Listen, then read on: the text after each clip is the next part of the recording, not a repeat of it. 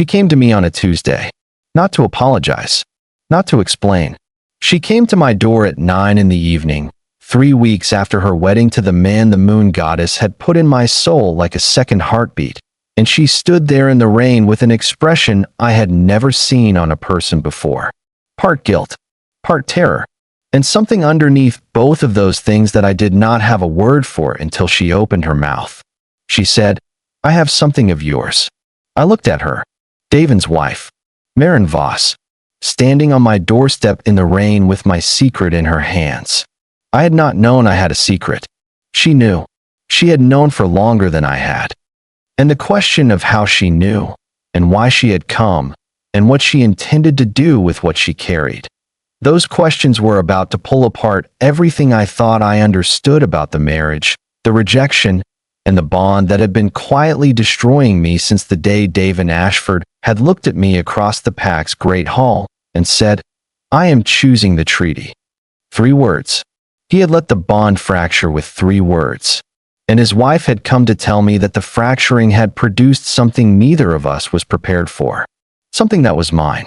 Something that could not stay hidden any longer.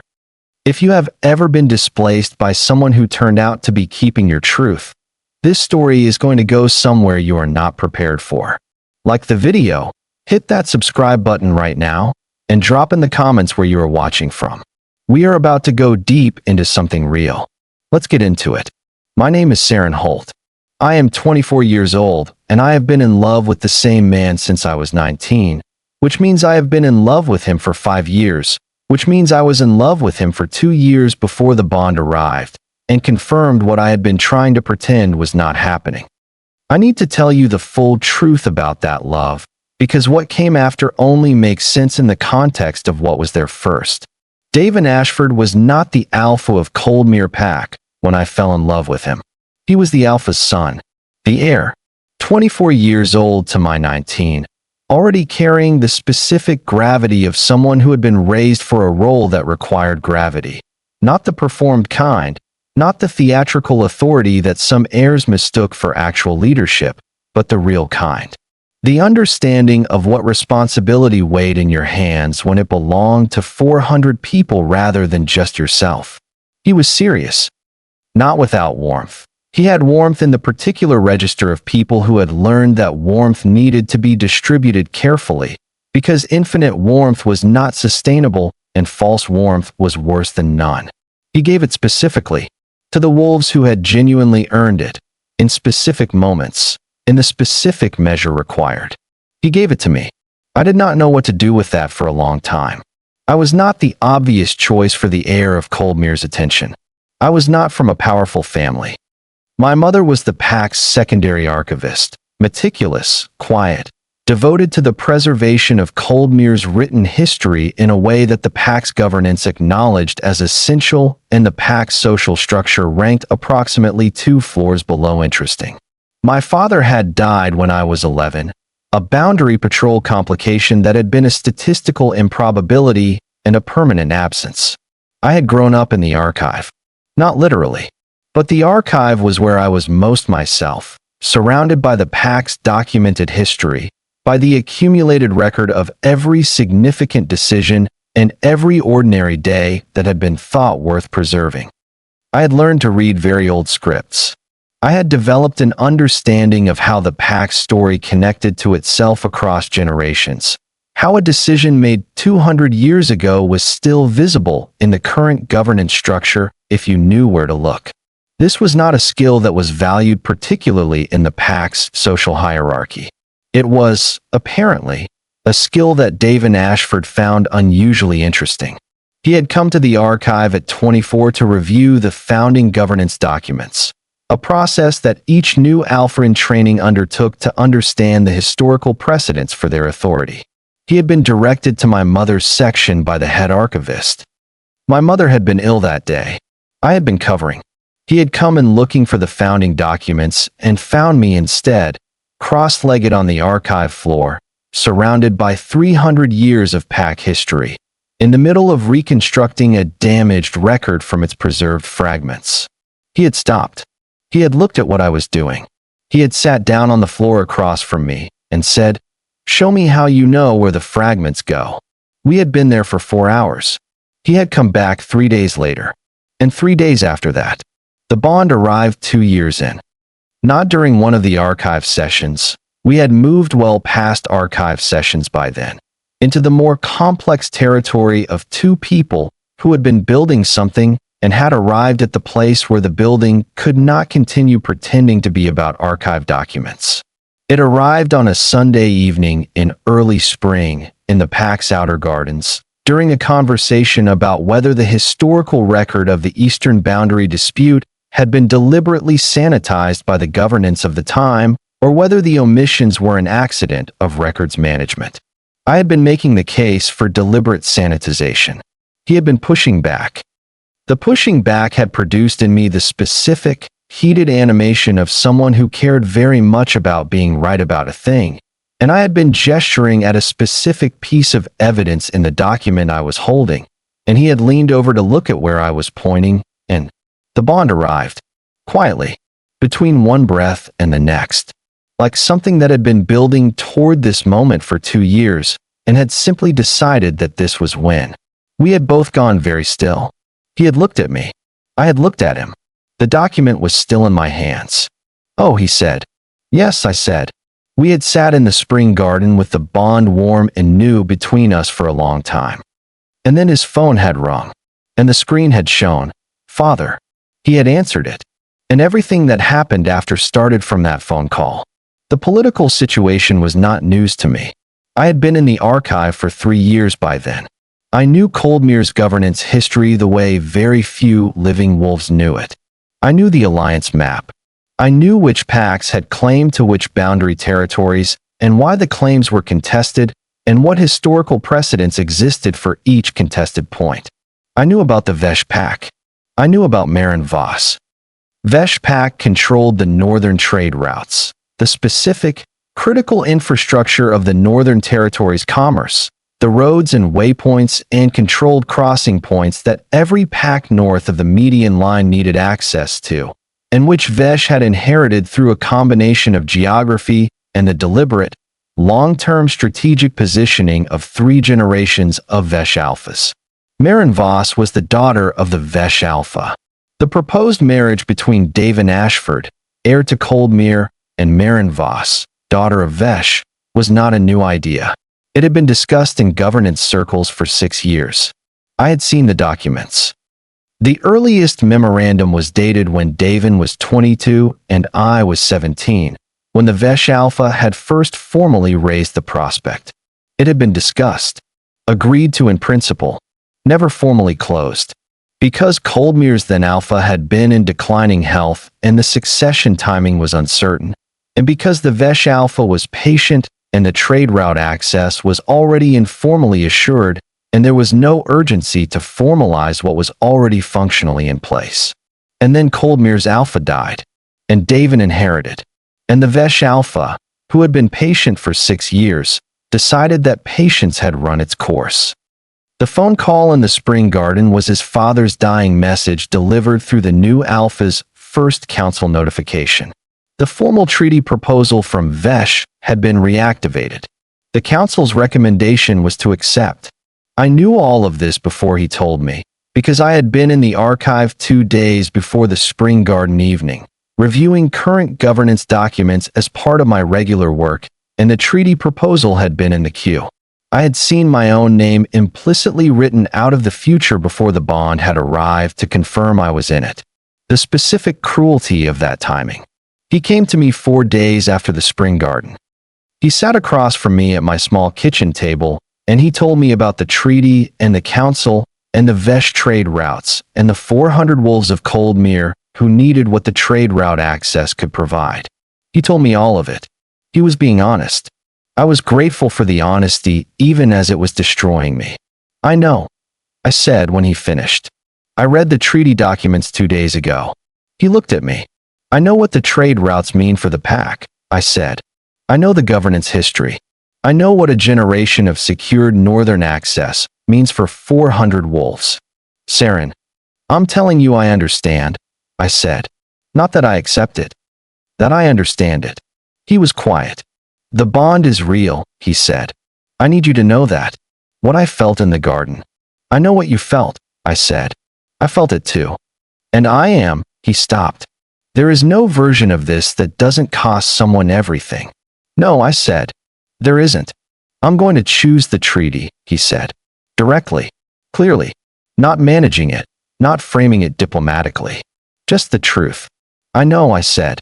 I'm sorry. I know that too, I said. I did not cry. I could not afford to cry in front of him, because crying in front of him would have made it something that was about both of us, and I needed it to be something I managed alone.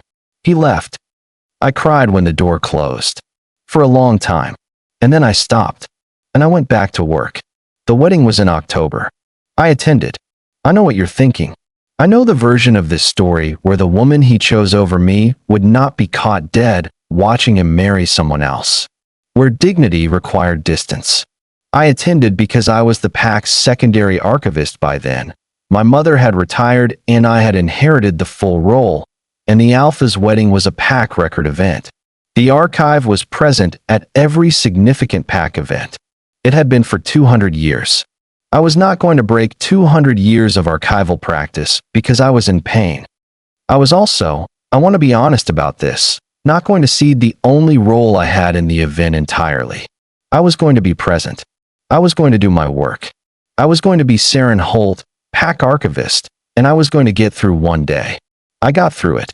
I recorded the event with the specific, professional precision of someone doing a job that mattered regardless of what the job cost them personally. I caught Meran Voss looking at me twice. The first time, I assumed it was the natural assessment that a new arrival made of an unfamiliar face. The second time, it was something else. Longer.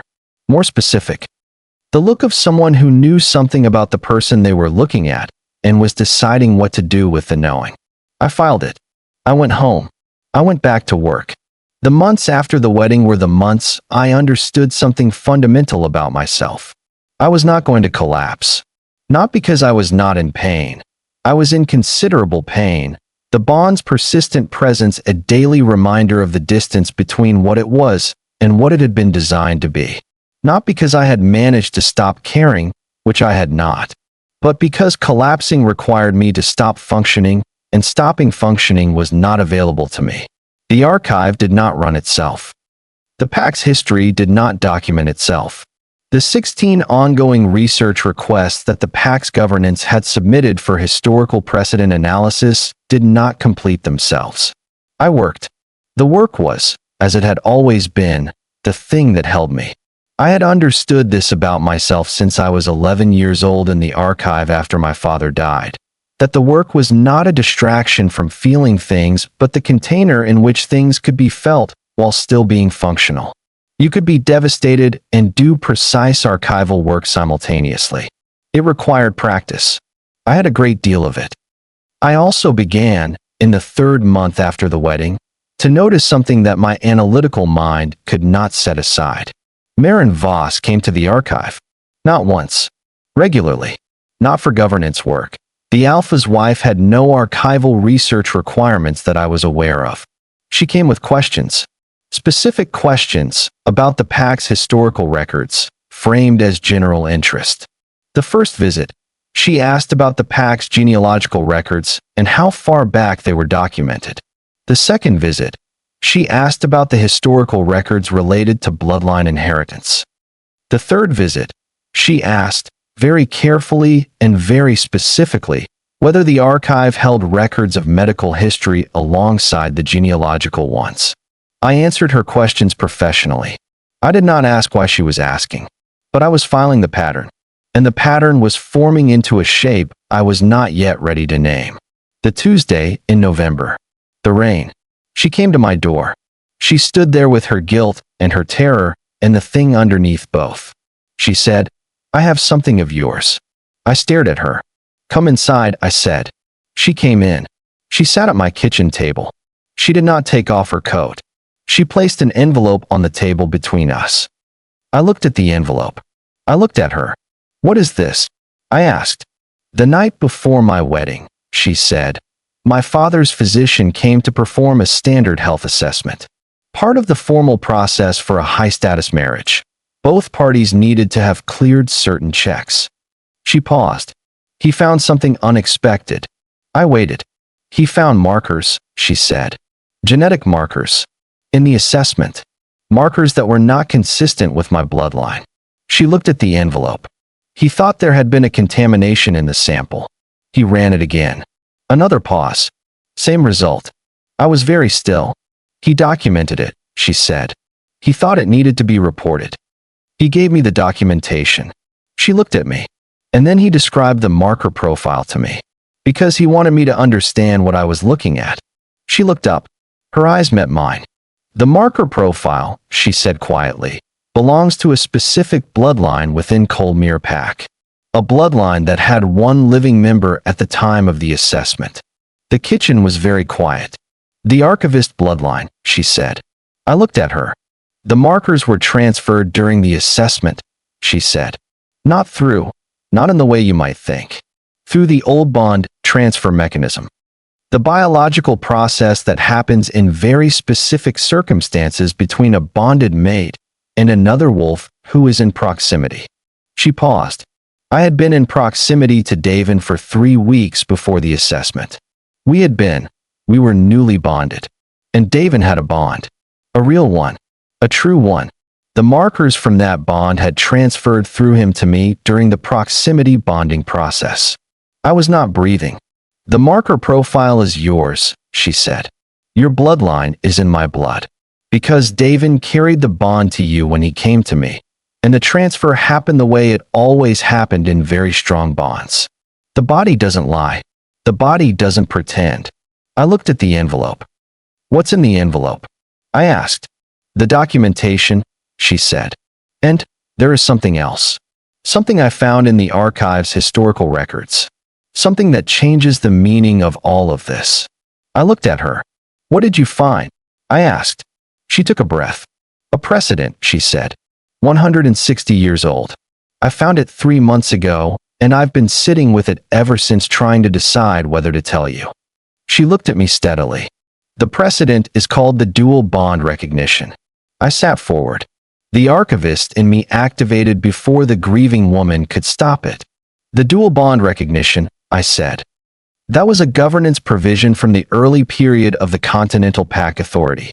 It was removed from active law in 80 years ago, she said, when the governance decided it was too complicated to administer. It was removed from active law, I said. But it was not repealed. No, she said. It was not repealed. It was suspended from active application, which means it can be reinstated. She looked at me. I checked. I checked with the Continental Governance records. The suspension requires a formal reactivation petition from the affected parties. I was very still. Tell me what you found, I said. In the historical records. The full provision. She reached into the envelope. She placed a document on the table. The dual bond recognition. I want to tell you what it was. Not the full legal language. The full legal language is in the document, and the document is in my archive, and it is now annotated with 3 weeks of my careful scholarly notation. The short version. In the early period of the Continental Pack Authority, the governance had recognized that the mate bond was the moon goddess's mechanism, not the governance's, and that the governance's role was to accommodate the bond rather than override it. In specific circumstances, the document called them conflict circumstances, where a wolf had entered a formal political union prior to recognizing the mate bond. The Continental governance had established a legal framework. The framework was not simple. It was not a divorce mechanism, or a bond override, or a way of undoing what had been done. It was more nuanced than that. It established the concept of the primary bond, the mate bond, the moon goddess's designation, as holding a specific legal status alongside the existing formal union. Not instead of it. Alongside. In the early governance period, this had been considered humane, practical. An acknowledgement that the world was complicated and the moon goddess did not always organize her choices in politically convenient ways. And it had been removed 80 years ago not because it was wrong, but because it was complicated and governance bodies, left to their own devices, tended to prefer less complicated, but not repealed. The thread was still there in the law. It just needed to be pulled. I looked at Meran. You found this, I said. 3 months ago, she said. And you didn't tell me immediately. I needed to understand what I felt about it first, she said, before I brought it to you. And what do you feel about it? I asked. She was quiet for a moment. I feel that the arrangement I entered, she said carefully, was based on incomplete information. My father told me this was a straightforward political marriage. He did not tell me about the bond. He knew. My father's physician knew and told him. He chose not to tell me. A pause. I walked into a marriage with a man who had a true mate bond elsewhere. And I did not know. I looked at her. I'm not angry with you, she said. I want to be clear about that. I don't blame you for existing. I don't blame you either, I said. I know, she said. That's why I came. She looked at the document. The provision requires the consent of all parties. You, Davan, and me. I looked at her. Are you giving consent? I asked. She was quiet for a long moment.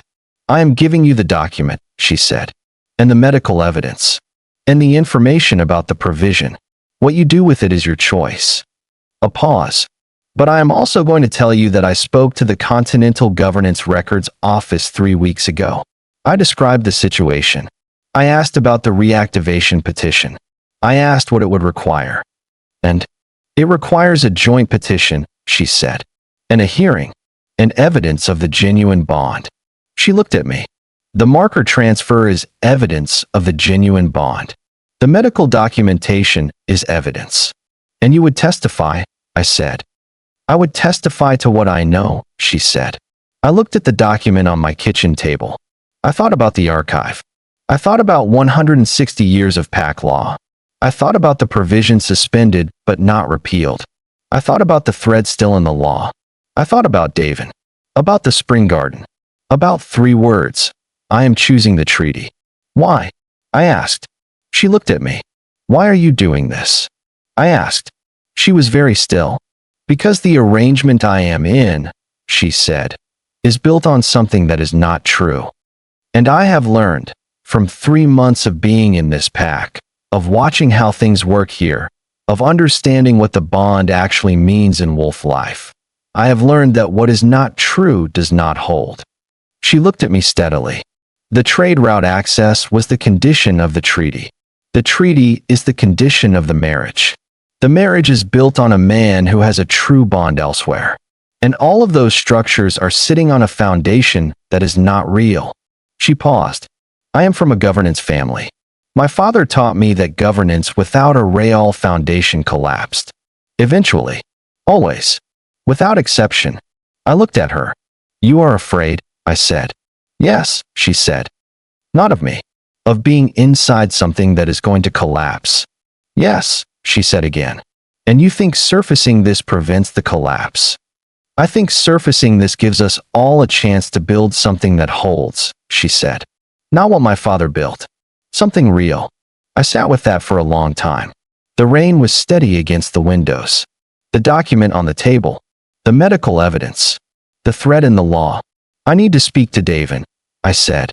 I know, she said. Before the petition. Before any formal action. He needs to hear this from me. Yes, she said. And he needs to make his own choice, I said. Not one I have made for him. She looked at me. You are still protecting him, she said. I am giving him the dignity of choosing his own life, I said. There is a difference. She was quiet for a moment. Then, I think that is why you are his true mate. I looked at the rain against the windows. I'll contact you, I said. She stood up. She gathered her coat. At the door, she paused. Seren, she said. I looked at her. Whatever happens after this, she said, you should know that the treaty was the justification. But I do not think the justification is what my father was actually protecting. She paused. I think my father knew about the bond from the beginning, from before my marriage. I think he knew and he used the treaty as the structure to override it. Because he wanted his bloodline in Coldmere and the bond was inconvenient. I looked at her. You're saying the treaty was secondary, I said. The goal was the position. Yes, she said. I think so. She left. The door closed. I sat in the kitchen with the rain and the document and the medical evidence and the thread in the law. I thought about the Vesh Alpha. I thought about the governance history I had spent 3 years reading. I thought about the specific, deliberate pattern of a man who had been positioning his bloodline for access to pack governance for 20 years. And I thought, if Meran is right about her father, the treaty is also a lie. I went to the archive. Not to find Davan. Not yet. To work. Because the archivist in me, the part that had been reading and preserving and analyzing for 3 years, needed to verify what Meran had suggested before I brought it to anyone. I needed to know if the treaty itself was legitimate. I went to the original treaty documents. The ones in the secured archive section that I had routine access to as pack archivist. I read them again. Not the summary. Not the governance brief. The primary documents. Every attachment, every correspondence, every internal communication that had preceded the formal proposal. I was looking for the specific thing that a document liar left in a document. The sequence of events as documented, the order in which things had been decided and communicated, the places where the documented sequence and the actual sequence diverged. I found it in the 3rd hour. A communication dated 7 months before the treaty proposal was formally activated, before Davan became Alpha, before his father died. The communication was between the Vesh Alpha and an intermediary, not a pack governance official, a private intermediary, the kind used when you were doing something you did not want on the official record. The communication referenced a timeline that included a specific assessment date, an assessment of the mate bond status of Coldmere's heir. 3 months before the Spring Garden, the Vesh Alpha had commissioned an intelligence assessment of Davan Ashford's mate bond status before the Spring Garden evening. He had known the bond had not yet arrived. He had known there was a window. He had moved when the window was open. The treaty had not been a response to the governance need. The governance need had been a justification for the treaty. And the timing of the treaty's formal activation, the specific precision of the moment it had arrived, had been calibrated to arrive after the bond was present, but before it could be formalized, before Davan had made his public position clear, when the weight of 400 wolves was available as a lever. I looked at the communication. I looked at the timeline. I thought, he calculated it. He calculated the precise moment when the bond would exist, but not yet be formalized, when the governance need was visible, but not yet resolved, when Davan was new and vulnerable and carrying the full weight of his inheritance. He had calculated the perfect moment to apply maximum pressure. And it had worked. Because the bond was real and the love was real and the governance need was real. He had not needed to fabricate anything. He had just needed to choose his moment. I gathered the documents. I copied them. I went to find Davan. He was in his secondary office. The Alpha's secondary office was the one he used for private meetings, not governance, not formal counsel, but the kind of conversations that required privacy and a space that was not the full weight of the Alpha's primary position. I knocked. He opened the door. He looked at me, and whatever expression I was wearing, it produced in him the immediate, focused attention of a man who had been waiting, without knowing he was waiting, for this moment. "Come in," he said. I came in. I sat down. I placed the documents on the desk between us. I told him everything. Not quickly, not in the compressed, managed version. In the full, detailed, specific version that the evidence supported. Starting with Meran's arrival at my door. The medical markers. The dual bond recognition. Her assessment of her father's position. And then the documents. The timeline. The intelligence assessment of his bond status. The calculated window. He was very still through all of it. He did not interrupt. He listened. He read the documents when I stopped speaking. He read them carefully, with the full, focused attention of an alpha reviewing evidence, without the emotional response that was also present underneath. I could see it present underneath, but he was managing it with the same discipline that had always been his characteristic quality. When he finished reading, he was quiet for a long time. He knew, Davan said. Yes, I said. He knew about the bond. Yes. He waited for it, and then he moved. Yes. He looked at the documents. The treaty, he said. The trade routes are real, I said. The governance need is real. The infrastructure value of the northern access is real. That part is not a fabrication. I paused. He used something real as the lever. It was more effective than inventing something. He was quiet. The council accepted his terms because the terms addressed a genuine need, he said. Yes, I said. And I accepted the council's recommendation because the need was genuine. Yes, I said. He looked at me. And the bond, he said, is also real, I said. That part was also not a fabrication. He looked at the documents. He looked at me. I made the wrong choice, he said. You made the choice you had the information to make, I said. With the information that had been deliberately withheld, you made a different kind of error. The error was made before you were in the room. That does not change what I chose. No, I said. It doesn't. But it changes the context. He was quiet for a long time. What are you asking me to do? He asked. I looked at him. I'm not asking you to do anything, I said. I am giving you information that you are entitled to have. What you do with it is your choice. I paused. That was always going to be your choice. He looked at me. The provision, he said. The dual bond recognition. Meran found it. Yes. She came to you with it. Yes. My wife came to you, he said slowly, as if he was still assembling the full picture. With the medical evidence of my true bond, and a historical legal provision that would allow it to exist alongside the formal marriage. Yes, I said. Why? Because she is, I said, from what I observed tonight, a person of considerable integrity who walked into a situation without the full truth and has decided that the full truth is the only acceptable foundation. He was very still. She knew, he said. She has known for 3 months. I said. The assessment was performed before your wedding. She has been sitting with it alone. Carrying it, I said. The way I have been carrying mine. He closed his eyes for a moment. Open them. I need to speak to her, he said. Yes, I said. You do. And the Vesh Alpha, he said. The intelligence assessment. The timeline. That is. Continental governance jurisdiction, I said. Using intelligence assets to manipulate a pack leadership succession and mate bond decision is a significant offense. The documentation is sufficient to initiate formal proceedings. You've already thought about the formal proceedings. I've thought about everything, I said. That's what I do. He looked at me. The specific expression, the one I had seen in the spring garden, the one I had been carrying in my memory for 6 months. Seren, he said. Don't, I said. I need to. Not tonight, I said. Tonight you need to speak to your wife.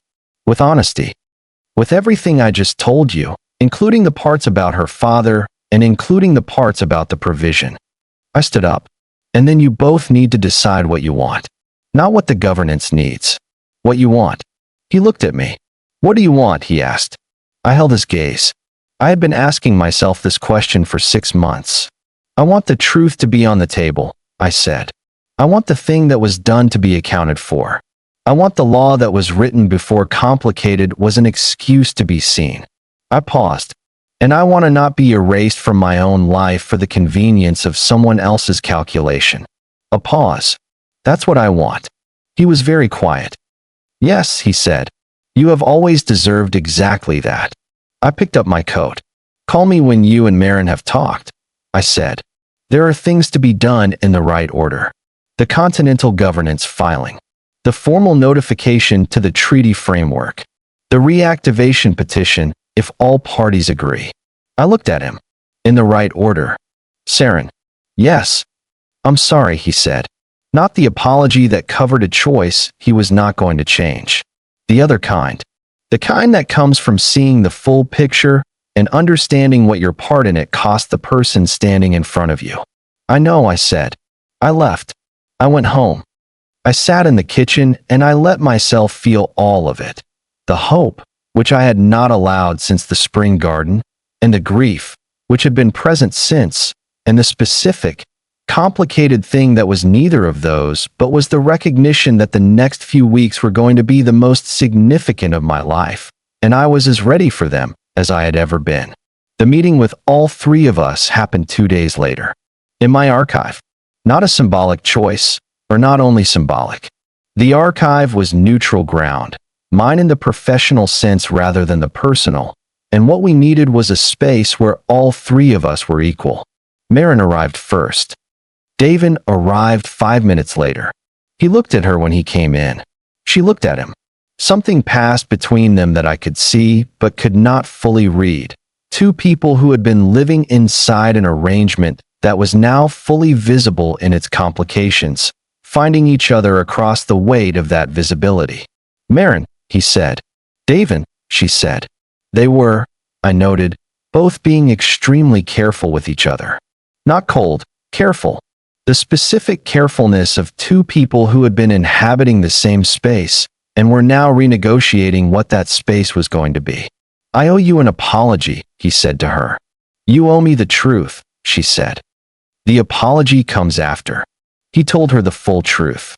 Everything I had told him plus the things he knew from his own position, the conversations with his counsel, the weight he had been carrying, the specific morning when he had told me I am choosing the treaty and the bond had fractured and what the fracturing had felt like from his side.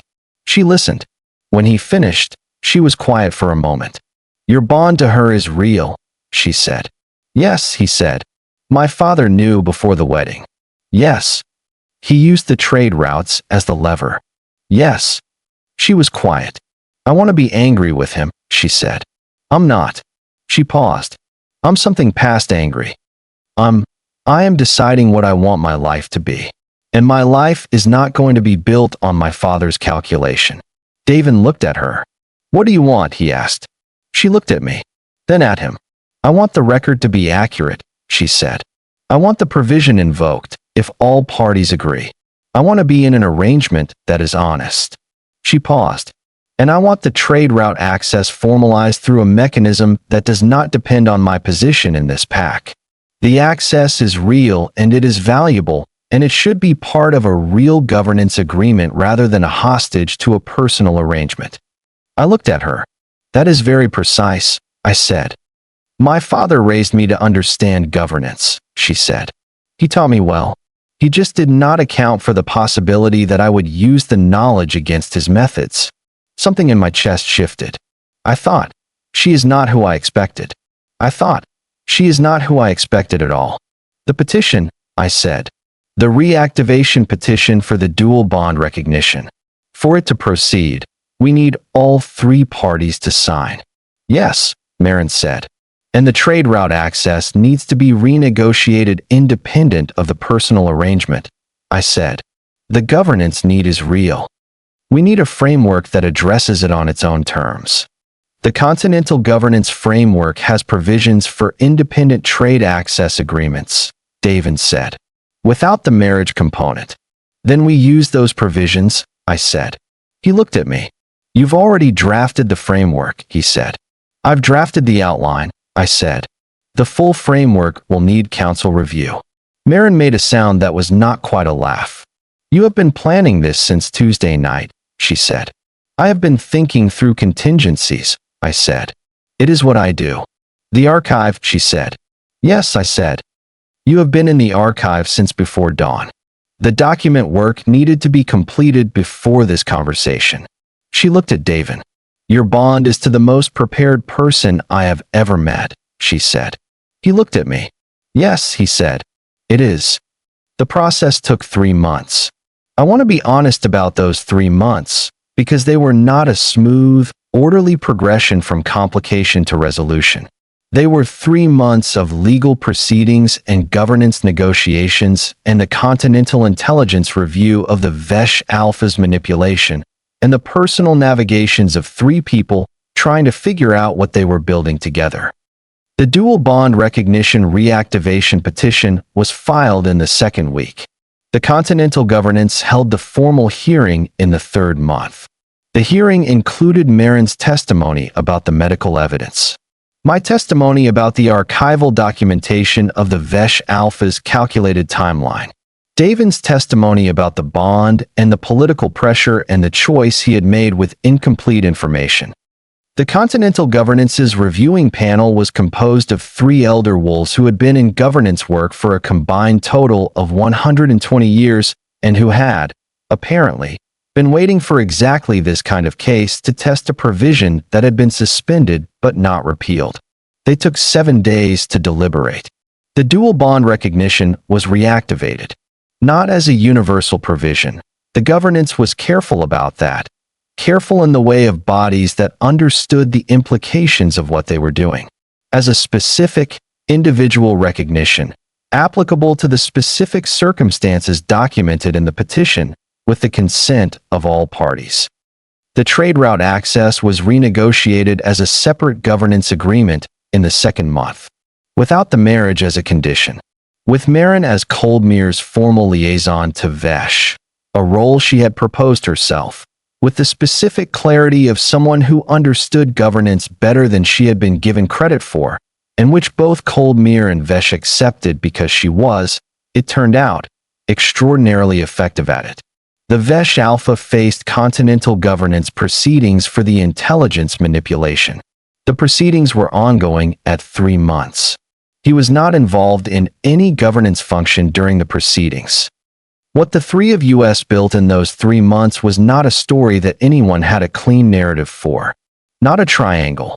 That word implied angles and competition and a single point of tension, and what we were was more complex than that. 3 people who had come into a situation from different directions, carrying different amounts of the truth, and who had decided that the most functional arrangement was the one built on the full truth rather than the managed version. Meran and I became, over those 3 months, something that I do not have a perfect word for either. Not friends exactly. Not in the easy, uncomplicated way that word described a simple relationship. Something that was built on the specific mutual respect of 2 people who had looked at a difficult situation and had both chosen honesty at significant personal cost. She had come to my door in the rain with my secret. She had given it back to me. What you did with something like that was not nothing. What you built on it was. She moved to independent housing in the 3rd month. Her choice. Her specific, practical assessment that the arrangement required clear personal boundaries to function, and that clear personal boundaries required physical clarity. She was right.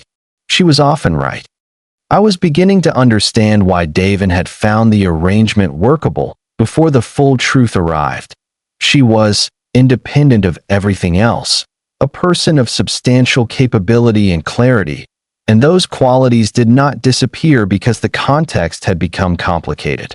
Davan and I want to tell you what happened with Davan and me slowly, the way it happened, rather than quickly, because the speed at which it happened was itself the thing that mattered. We did not rush. The provision was recognized and the formal position was established and the context was clarified, and then, we were 2 people who had felt a bond snap in a place in a spring garden and who had then spent 6 months on opposite sides of a choice that had been manipulated into existence.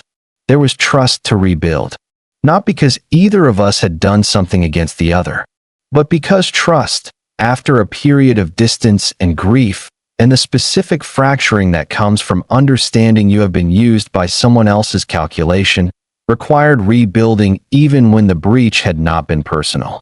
He came to the archive, not for governance documents, just to be there, the way he had in the beginning. We sat on the archive floor with 300 years of pack history around us, and we talked about what had happened and what was happening and what came next.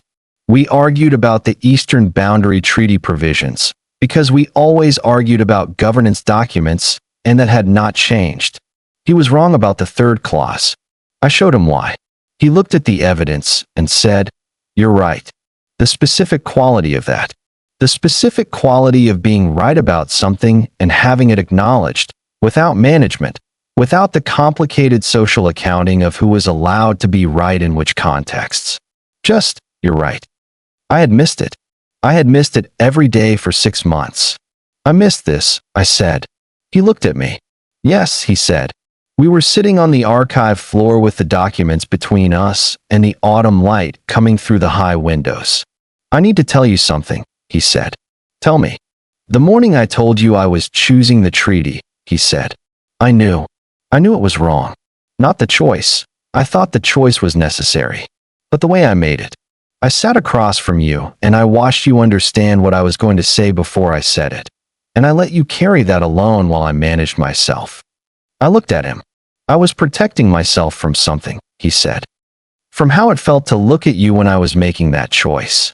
And in protecting myself, I made it worse for you. Yes, I said. I'm not going to do that again, he said. I know, I said. How do you know? He asked. Because you came to the archive, I said. Not to a meeting. Not through a formal channel. You came here. To the floor. I looked around. You have always come here when you wanted to be honest. He was quiet. The bond, he said, is still there, I said. Altered by 6 months of distance. But present. Yes, he said. We build it back, I said. Slowly. Yes, he said.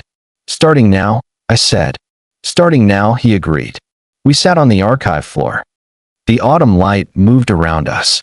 The bond, altered and present and beginning to find its frequency again, did what it always did. It was patient. It had been patient for a long time. It could be patient a little longer. There is something I found in the archive in the 4th month, when I was cataloging a collection of personal correspondence from the Pack's early governance period. A letter, 190 years old, from a wolf who had been the Pack's first archivist. A letter written to the council of her day. The letter said, "The archive exists not to preserve the comfortable history, but to hold the full one. The truth of a pack is not in its victories or its formal records. It is in the choices it made when the right choice was difficult and the cost of making it was borne by specific, named individuals rather than distributed through the governance. Those choices must be recorded accurately, whatever they cost the recorder." I read that letter 3 times. I thought about Meran, in the rain. About the thread in the law. About 3 months of building something that no one had a clean name for. About a spring garden and a bond and 6 months of distance and the return to the archive floor. About choices made under manipulation and the correction of those choices when the truth became available. About the specific, named individuals who bore the cost. About what it meant to be one of them. About what it meant to record your own history accurately. I had done that. We all had. The full version, not the comfortable one. I am the pack archivist. It is my job to preserve what happened honestly, without the distortions that governance preferred, without the narrative smoothing that time applied to difficult things. This is what happened. A bond arrived in a spring garden. A man chose a political marriage over it because someone had calculated the precise moment to apply maximum pressure, and the pressure had worked, and the governance need was real, and the 400 wolves were real, and the choice had been made with incomplete information in a situation designed to produce exactly that outcome. A woman came to my door in the rain, with my secret, with a thread in the law, with the integrity of someone who had been placed inside a lie and had decided she was not going to stay inside it. The thread was pulled. The record was corrected. The arrangement was built on the full truth. And what was built on the full truth held in the way that things built on full truths held. Not easily. Not without maintenance. Not without the ongoing, daily work of being honest in an arrangement that was complicated and that required all 3 people in it to continue choosing honesty even when the managed version was more comfortable. But it held. I know it holds because I am the archivist, and I record what I know to be true. And what I know to be true is this. The bond that arrived in a spring garden on a Sunday evening in early spring, in the middle of a disagreement about whether a historical record had been deliberately sanitized, that bond was the moon goddess's work. What was built around it, and through it, and from it was ours. Every choice, every document, every rainy Tuesday doorstep, all of ours, all real.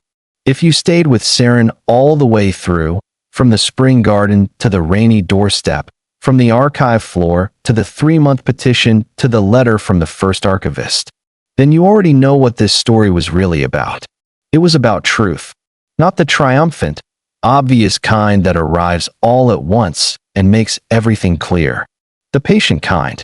The kind that lives in documents and threads and laws and women who come to your door in the rain with things they have been carrying alone. The kind that builds slowly and holds permanently. Seren did not fight for the bond. She preserved the truth of it. That is what she was. That is what she had always been. And the world arranged itself around her truth eventually, not because she demanded it, but because truth, patiently preserved, eventually cannot be contained. The archive exists not to preserve the comfortable history, but to hold the full one. You are holding the full one right now.